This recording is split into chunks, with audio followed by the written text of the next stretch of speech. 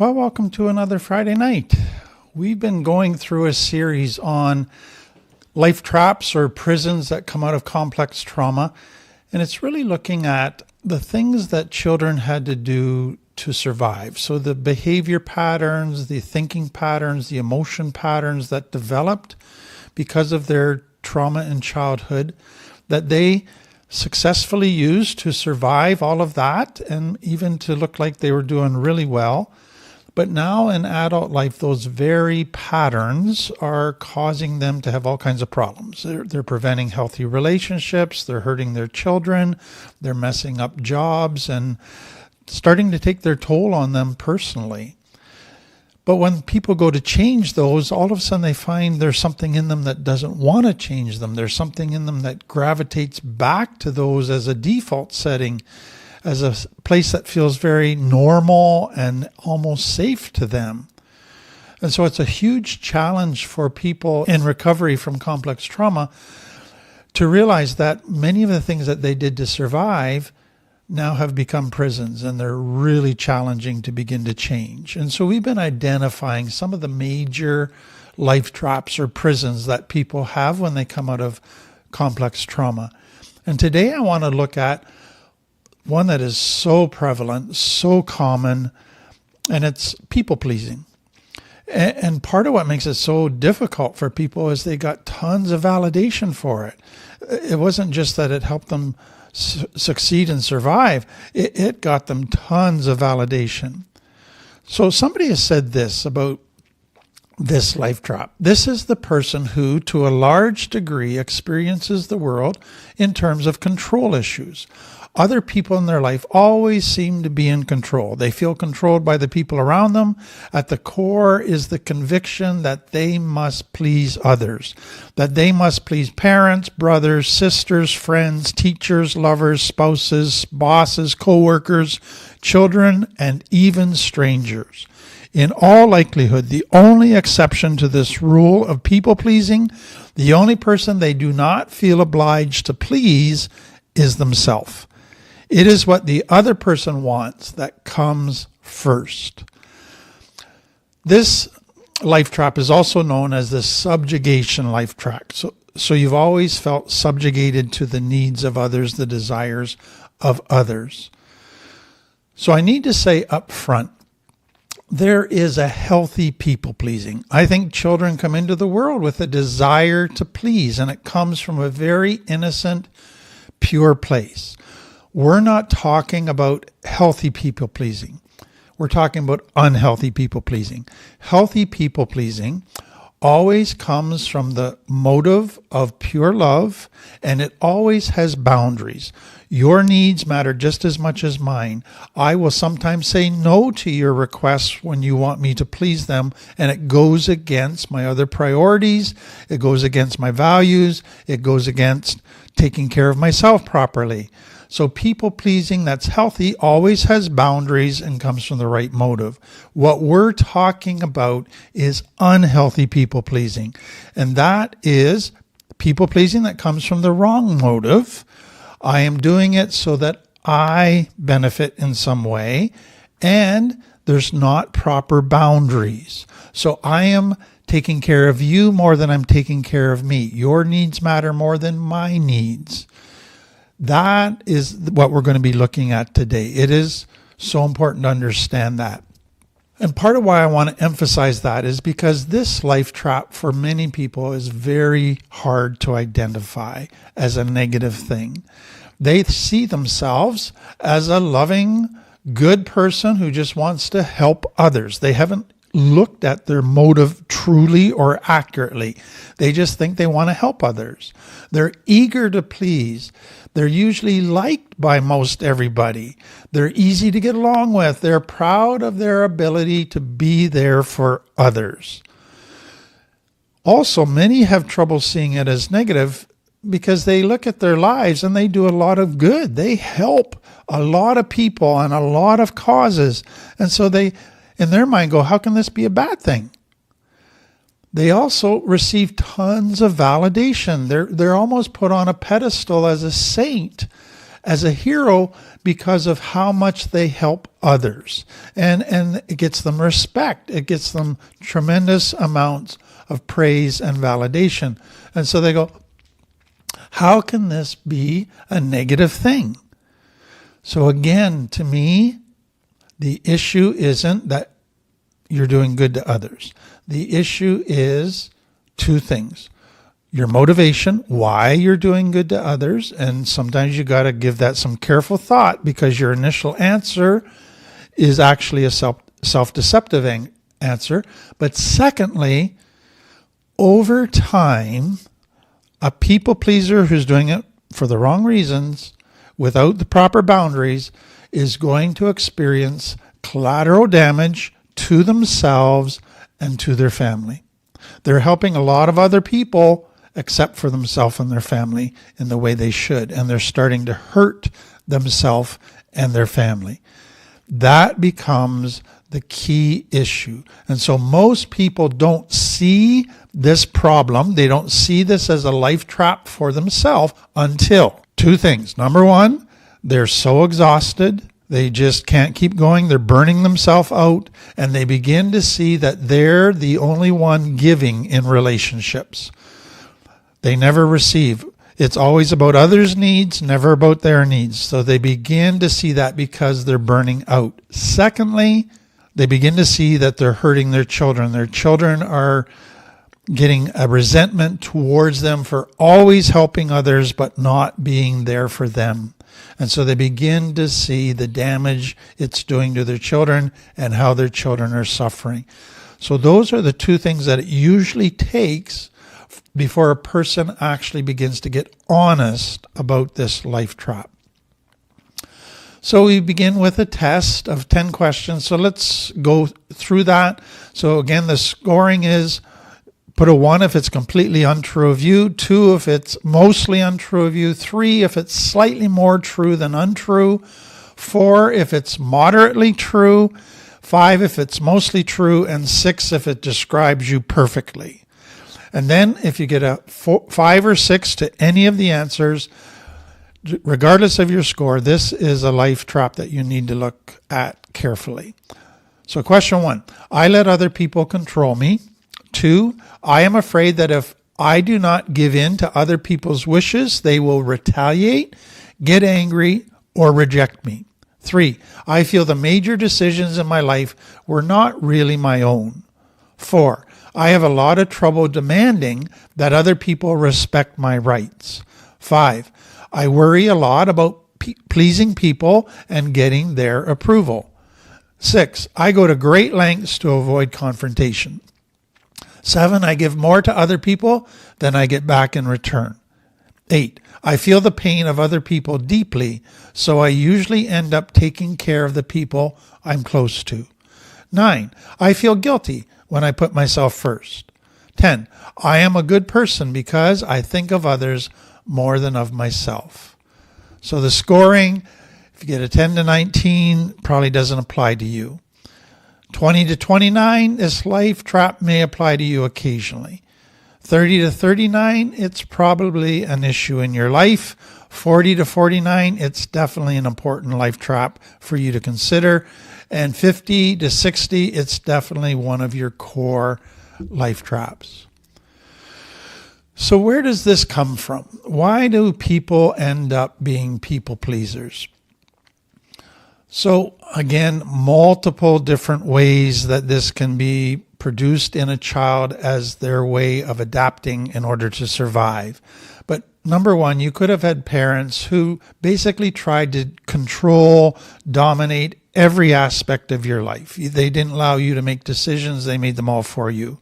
Or you had parents who punished you, threatened you, or got angry when you didn't do things their way. So they really reacted negatively and powerfully.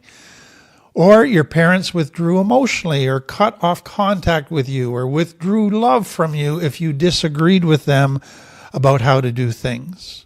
So they punished you in passive-aggressive ways. Or your parents did not allow you to make your own choices as a child. Or because your mom or dad wasn't around enough or wasn't capable enough, you ended up having to take care of your siblings, the rest of the family. Or your parents always talked to you about their personal problems so that you were always in the role of the listener. Or your parents made you feel guilty or selfish if you would not do what you wanted, so they accused you of being selfish. Your parents were like martyrs or saints. They selflessly took care of everyone else and denied their own needs. So that was what was role modeled to you. Your parents had this life trap as well. You did not feel that your rights, needs, or opinions were respected when you were a child. They were minimized. They were just rejected. The only way you could get your needs met or not be hurt or rejected was to be what others wanted you to be. So you had to learn to be a chameleon, to just switch into all kinds of different roles so you wouldn't get hurt or so that people would meet your needs. You had to be very careful about what you did or said as a child because you worried that if you said or did the wrong thing, your parents would get very depressed. It would mess them up and they would get really down.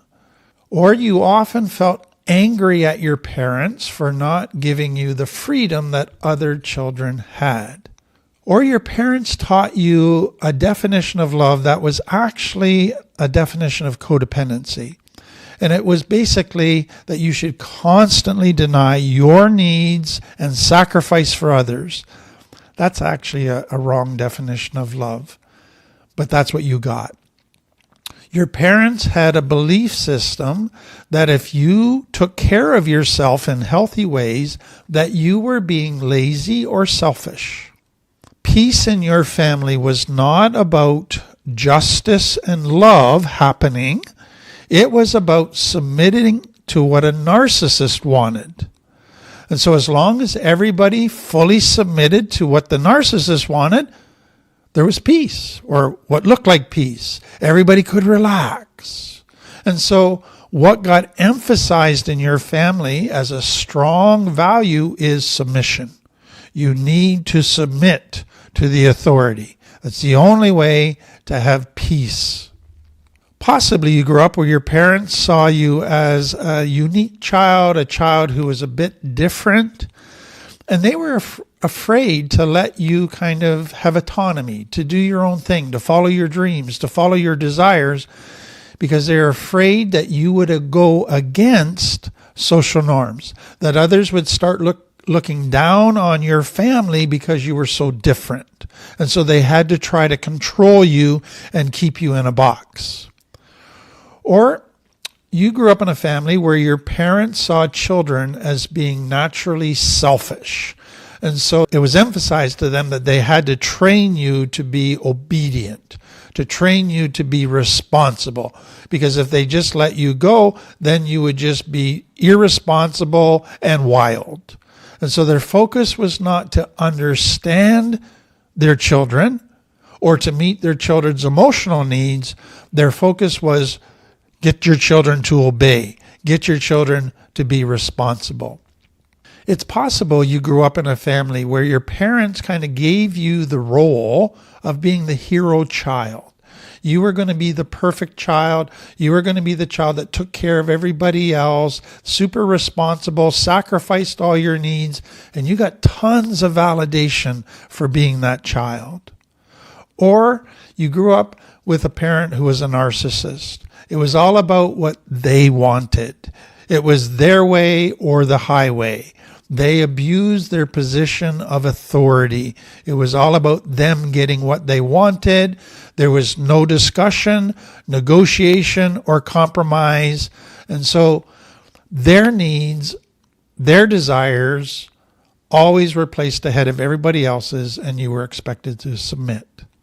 So those are some of the things that could have happened in your childhood. Now let me take it then to complex trauma, because all of those ways of parenting or things you might have experienced would have made a child feel unsafe. They would have been little t trauma. And so the child would have adapted because of that. Let me put it in terms of complex trauma in 4 ways. What is happening in all of those things? So when there is danger, the brain's first 2 responses is the first 2 F's, fight or flight. Let's fight back. Let's get ourselves safe through running away or fighting. The problem for most children is they're too little to fight or flight. And so the brain goes, okay, those 2 F's don't work. Let's go to the 3rd F, freeze. And so they start shutting down. They start suppressing all their needs, all their emotions in order to survive. But then the brain says, but I'm so little, I still need others to meet my needs because I can't meet them myself. So they have to go to the 4th F. And that's fawning. And fawning is, what I want you to see, the most extreme, last resort survival tactic that the brain comes up with. And basically what fawning is you be what others want. You people please. You never say no. You always be pleasant. You give up all your needs and take care of people. You be attuned to other people and what they want and their needs, not to yourself, because that's the only way to survive. So you look like a wonderful child. You look like the most agreeable, giving, caring child in the world, but you're fawning. You're desperately trying to survive. You're giving so that somebody hopefully won't hurt you, so that somebody hopefully will meet your needs. So fawning is last resort survival method that the brain comes up with when someone is small and their needs are not being met. Life is dangerous for them, but they desperately need somebody to care for them. Now, what comes out of all of the complex trauma is the child develop shame. They develop the belief that the reason they're being neglected and abused and abandoned is it's their fault. So they don't like themselves. They think, I'm the problem. I'm not lovable. I'm not good enough. I'm inferior to everybody else. And so people-pleasing comes out of this shame as well. Because how do I get people to like me? I need them to like me because I don't like myself. So the only way I'm going to get positive feelings towards myself is if other people have positive feelings towards me. So I have to get people to like me if I'm going to feel better about myself. So how do I do that? I please them. I give them what they want. I'm super kind to them. I give them gifts. All of those things become part of what I need to do to try to solve my shame. But more than that, shame is also I don't respect myself. And deep down, I believe nobody else will either if they see the real me. So the only way people will respect me, and therefore so that I can respect myself, is if I please them. If they really like me, if I do whatever they want, then they will respect me. That's again what they hope will be the solution to their shame. But another part of shame is I can't stand up for myself. I can't say no to anybody, because if I do, they will get mad at me. They won't like me for saying no. They will reject me. They will see how terrible I am. Therefore, I can't have anybody reject me. I can't ever stand up for myself because that will expose my shame. So I must please people constantly to try to solve my shame. So shame is such a huge factor behind people pleasing. But there's another factor that comes out of complex trauma, and that is guilt. So many families with complex trauma and that create complex trauma have the cycle of abuse. And what comes out of that is after the violence takes place, or the blow up happens, the crisis happens, everybody's on their best behavior. Everybody's people pleasing. Why? Because they feel bad about what they just did. They're trying to make up for what they just did. And so now they're just saying yes to everybody, people pleasing, to make up for their guilt. And what happens to a lot of parents who've done a lot of damage by being involved in addiction, in criminal activity, been in jail, And now they're back with their kids. They just say yes to their kids constantly because of guilt. They're afraid to say no because they're afraid their kids are going to get upset and feel that their parents are being mean again. A fourth thing that comes out of complex trauma is that you learn to submit. You learn to put your needs aside out of fear. Because if you stand up for yourself, you're going to get punished. You're going to get hurt. It's going to go bad for you. And so fear is a huge issue under this submission. So what I want you to realize is what's coming out of complex trauma is people pleasing isn't done out of love, though there might still be traces of that.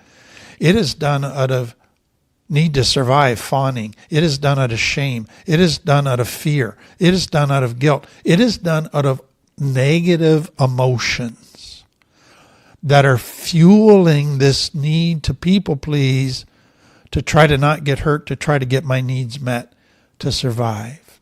So let's expand the characteristics of what a people pleaser looks like, so that you can really begin to identify in yourself if you have this characteristic, this life trap. And there's quite a number of characteristics. So number one, you let other people have their own way most of the time. You just kind of give in to what others want as your norm. Or you're too eager to please. You will do almost anything to be liked or accepted. Or you do not like to disagree openly with other people's opinions. You tend to agree with people even though deep down inside you disagree. You're more comfortable when other people are in positions of control or leadership making the decisions. You'd rather be a follower. You will do almost anything to avoid confrontation or anger. That scares you to death.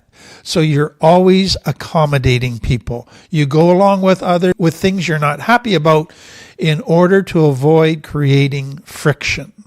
You do not know what you want in many situations. You're so used to caring for others, being attuned to others, you don't even know what you want. And so that for some is you're not even clear about your career decisions. You got into a career because others wanted you to, told you should, but you don't even know what your passions are, whether this is the career for you. You always end up taking care of everyone else. Almost no one listens to or takes care of you. So if you back away from your life and start to look at it honestly, you're always in the caretaking role. Seldom do others take care of you. You do not stand up for your rights, or you feel guilty if you do stand up for your needs or your rights. You cannot stand to say or do anything that hurts other people's feelings. That just causes you to feel all kinds of guilt. You find it hard to say no when someone asks you for help. Often you'll say yes and then try to find a way to wiggle out of it. You feel guilty when you ask for what you want or you set a boundary with someone. So again, anytime you say no, set a boundary, stand up for yourself, your first response is guilt. You often stay in situations where you feel trapped or your needs are not met, but for some reason you can't get out of that situation. You don't leave the situation, you stay. You do not want other people to see you as selfish, so you go to the other extreme of constantly giving. You often sacrifice yourself for the sake of other people. So self-sacrificing person has become your identity. You often take on more than your share of responsibilities at home or at work, and therefore you're constantly overcommitting. When other people are troubled or in pain, your first go-to response is to jump in and try to make them feel better, even if it's going to be at your own expense. You often feel angry but never express it, at other people for telling you what to do or for using you. And you seldom express your anger aggressively. You get very good at passive-aggressive forms of anger. Little comments and digs, giving people the silent treatment, pouting. You resist doing what others want you to do in an indirect way. You procrastinate, you make mistakes, you make excuses. That becomes your way of responding to requests of others. You often feel cheated, that you are giving more than you're getting back. If there are problems in a relationship, you often feel you can get it to work out if you just try a little harder, if you are just a little more pleasing. You feel that you lack integrity because you accommodate people too much and don't take care of yourself. So somehow you see you lack integrity there. People tell you that you're not aggressive or ambitious enough. So they're constantly saying you're too passive. You should stand up for yourself more. You play down your own accomplishments. You have trouble being strong in negotiations. You're just more quickly to accommodate and give in to make peace. Often you feel used or taken for granted. You complain about how much people take advantage of you, but then you don't do anything to change it. You often feel trapped. You just feel unable to improve the circumstances of your life. You take courses trying to figure out a way to improve your situation, but it never seems to improve. And that's because you don't deal with this people-pleasing thing. You sometimes feel more like a slave with all kinds of masters than a free person. You feel that your life is not your own. You're more attuned to the needs of others than to your own needs. You don't even know what your own needs are. You can't be happy unless other people in your life are happy. You think you're in control of your life, but in one sense, it looks like others control you. Others decide your day and your life. You often do stuff you don't want to do or have a passion for. You do it because somebody else wants you to.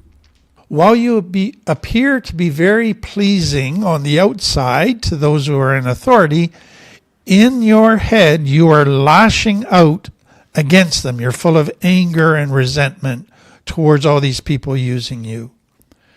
You lose yourself in others and sometimes don't know where you end and where they start. You know what they're feeling better than what you are feeling. You know what they think better than you think. You often feel sorry for yourself and have resentments. So those two things become common emotions for you. When it comes to building a friendship or a relationship, you often don't take the initiative. You let the other person take the initiative. You let the other person set the boundaries, and then you respond. You feel out of control in most areas of your life. Others control everything you do. So you become over-controlled in certain areas of your life, like the tidiness of your room, your exercise program. You also take control in eating and develop eating disorders, or you exercise control by you do self-harm and others can't control that because you do that privately. And so out of control in one area, so you become super controlled in other areas, but often in self-harming ways. You people please with everybody outside of your home. But when you come home, you do the opposite. You don't care about the needs of your children or your partner. You get angry, demanding. You rebel against what they want you to do. You take out your anger and frustration on them. Or you might be what is referred to as the perfect waiter in a restaurant. You anticipate what the customer wants, even before the customer is aware of it or asks for it. You fulfill their needs and wishes quickly and seamlessly without them even asking or seeing what you're doing. You feel pressure to be nice all the time, to be friendly and pleasant all the time. You feel constant stress all the time because you have so many responsibilities that you have taken on. You have lived this people-pleasing way for so long that you no longer even know what your own needs are. You're no longer aware that you have needs. You have somehow turned off your hunger, thirst sensation that goes with every need that you have. And so you often begin to think that you don't have needs. So those are the characteristics. I don't know how you did. You might be quite shocked to realize how many of those are true of you. So let's move now to recovery. And so before we get to the healing, I want to talk about dangers in recovery, because what has happened in childhood is that this way of coping became your default setting. It became a subconscious template in your brain, and you gravitate back to it today without even realizing it. And so when you get into relationships today, you naturally go back to this very unhealthy but what feels normal way of relating to people. And so that can cause you to be actually attracted to unhealthy people, to set up relationship dynamics in the early days that are actually unhealthy and are going to destroy the relationship. So what do you watch out for? So just be aware that your initial go-to in any new relationship is to sacrifice your needs, to give, to take care of the other person, to not express your needs, that somehow you are got to earn their love. If you're aware of that, don't fall into that.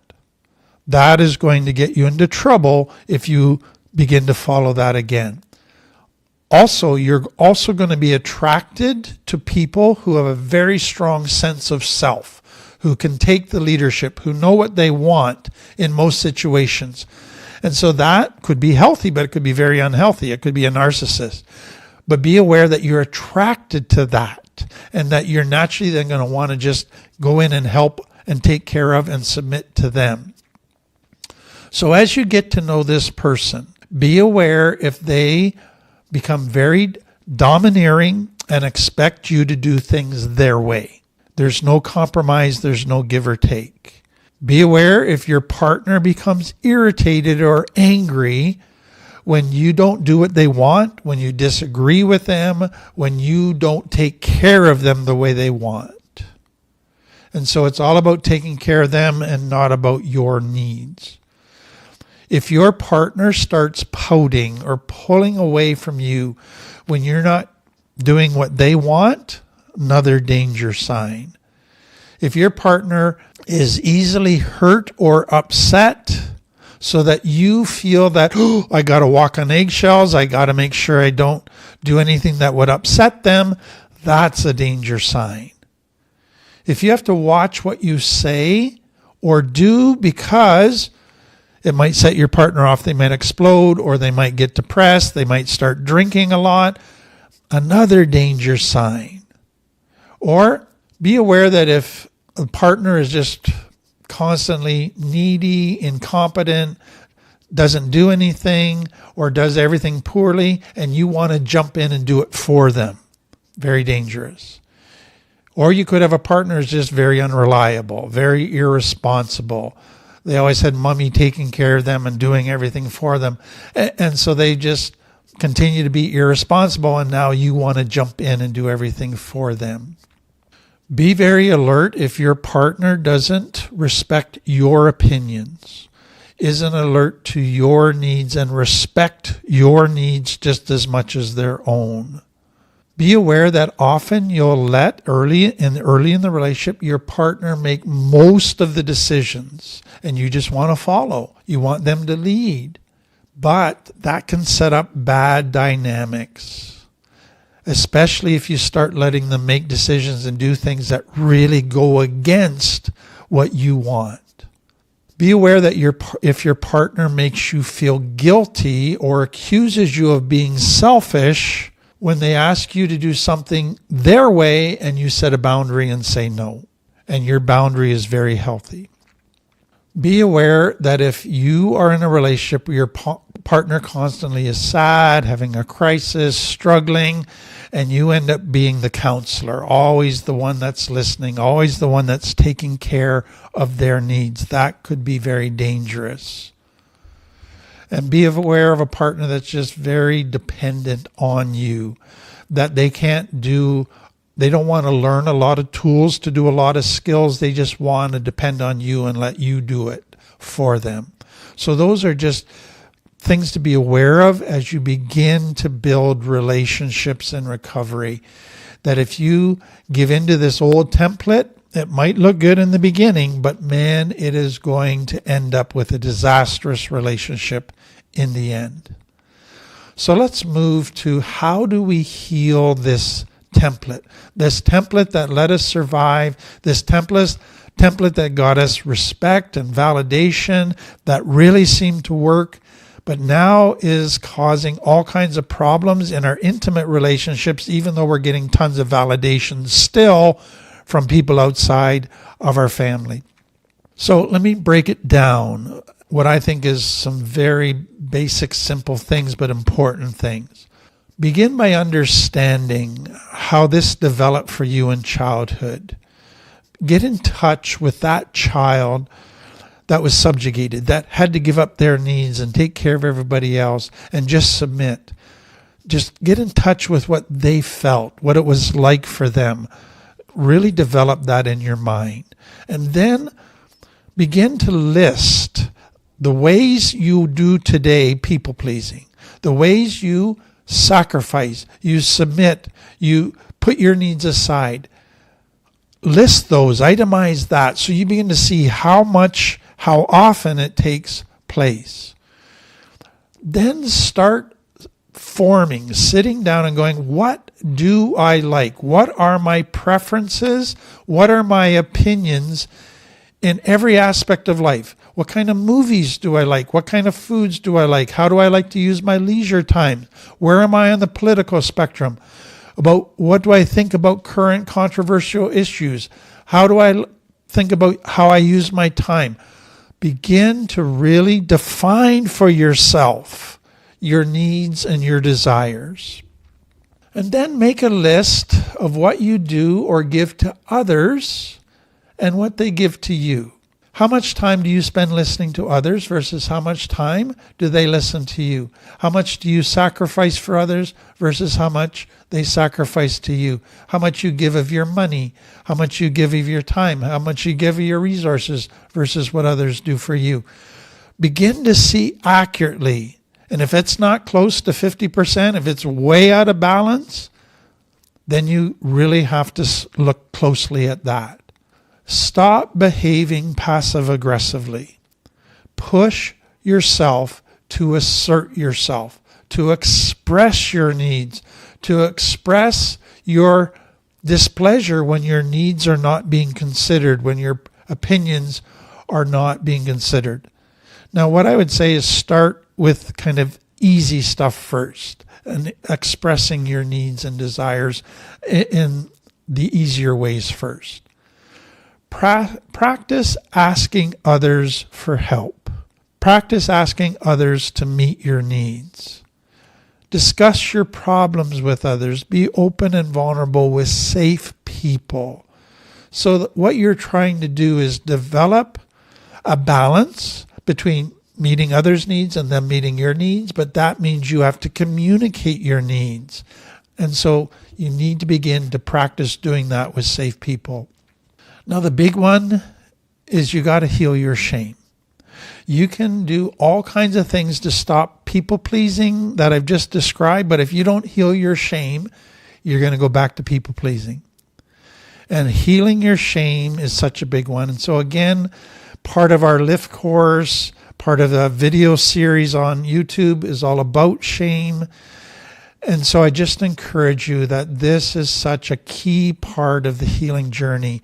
It's not just about learning some very practical tools. It's about healing a core issue. Then practice saying no. And so for some people, it's important for them to realize that no is a complete sentence. They can just say no to people's requests. They don't have to give an explanation. They don't have to justify their no. They can just say no, but practice saying no. Practice setting boundaries. Now, I need to say that when you say no and set boundaries, your initial internal response is you're going to feel guilty. You're going to feel that you're selfish. You might even then get accused by those in your family who are used to you being a people pleaser. They're going to accuse you now of being selfish. They're going to even accuse you of being a narcissist. And so that's where you need a healthy person that's going to come in and say, no, you're not selfish. You're not a narcissist. You're finally standing up for yourself. So ignore what other people are accusing you of. You're going to need help to work through the guilt and the false accusations that you receive. Then pull back from relationships with people who just want to use you. People who are selfish, self-centered, who don't take your needs into account. Avoid relationships that you realize are becoming just one-sided. You're doing all the giving and that you're never receiving. Find a way to get out of relationships where you feel trapped. That, yes, I got married to somebody, but it's totally one-sided. They're not willing to change. Find a way to get out of that. Practice confronting people, asserting yourself instead of constantly just accommodating.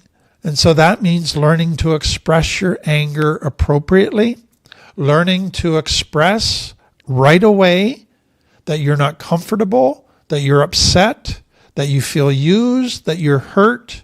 Do all of that right away. And that's going to take a while to learn to do that, but practice learning to do that. But then stop your tendency to rationalize accommodating people, people pleasing, avoiding getting people angry with you. Stop telling yourself that it doesn't matter, that you're just being kind and loving. Start looking more accurately at what really is happening and get away from those self-delusional lies. Some people find it helpful to review all their past relationships and begin to see their pattern of choosing either controlling or needy partners. From looking back at your past relationships, start noticing and writing down the danger signals that you should have seen and avoided, so that now you can see them in potential partners, in potential relationships, and avoid them. So start looking for signs of selfishness, signs of narcissism, signs of irresponsibility, signs of over-dependence. All of those are going to generate a high sense of chemistry. Oh, this person feels right. It feels good. But actually, it's because it resonates with an old, unhealthy template. And so identify the warning signs so that you can avoid just following the oxytocin chemistry feeling. So the bottom line is, when you find a partner, begin to express your needs and opinions right up front in the relationship. You want to, right from day one, make sure your needs matter just as much as their needs. Your opinions and your values need equal consideration to their opinions and their values. And if you begin to see that this relationship is not a 50-50 of equals in meeting needs and respecting each other's opinions and values, then time to get out. But if you find this person does respect you, there is an equal giving and taking, be willing to give the relationship a chance. Don't sabotage it like you might have done in the past. So I hope you realize that this people-pleasing life trap is a really, really big one. It is so tricky. It is one that is very hard for people to face because of all the validation they get for it. But man, it is destroying and hurting you and those you love the most. And so I hope this just helps you get honest with yourself about it, get tools to learn how to begin to change it so that you can have healthy, intimate relationships. That's what leads to true joy. It's not validation for being a people pleaser. It's true connection with those that you love the most because of a healthy relationship.